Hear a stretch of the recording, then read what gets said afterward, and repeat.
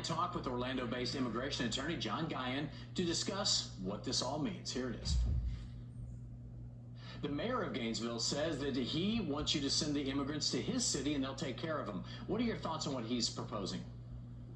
There's really nothing wrong with that, John. We have infrastructure set up throughout our state to allow people who have crossed the border from Mexico here into the United States. We have social safety nets kind of set up. We have governmental and non-governmental organizations throughout our state and throughout our country that can handle dealing with all of the needs and special circumstances that come with people who have made the perilous journey from their home countries through Central America and through Mexico and come into the United States. They need health care, they need schooling, they need housing, and we have those kind of resources here in Florida.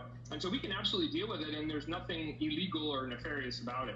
Now, with the situation that happened here recently where the immigrants were brought from Texas here to Florida and up to Martha's Vineyard, we keep seeing the term unprecedented. Is flying migrants around the country really unprecedented?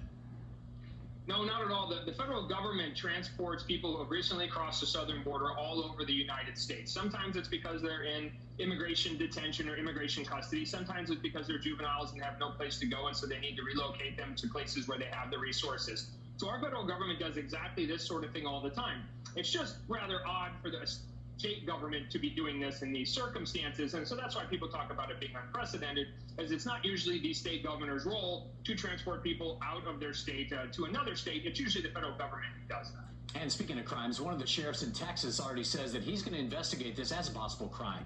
That could open up all kinds of legal maneuvering. What do you mean, or you said that earlier, what do you mean by that?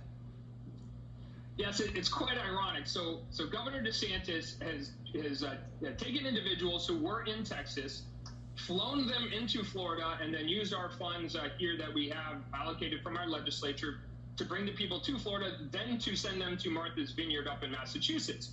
Now, the law enforcement officer in Texas, the sheriff, says there might have been a crime here. There may have been extortion. They may have lied to these individuals to get them onto the plane. They may have kidnapped these individuals against their will, and we're going to investigate it. Now, the irony is there are special visas available for people who are victims of certain crimes, including kidnapping and extortion.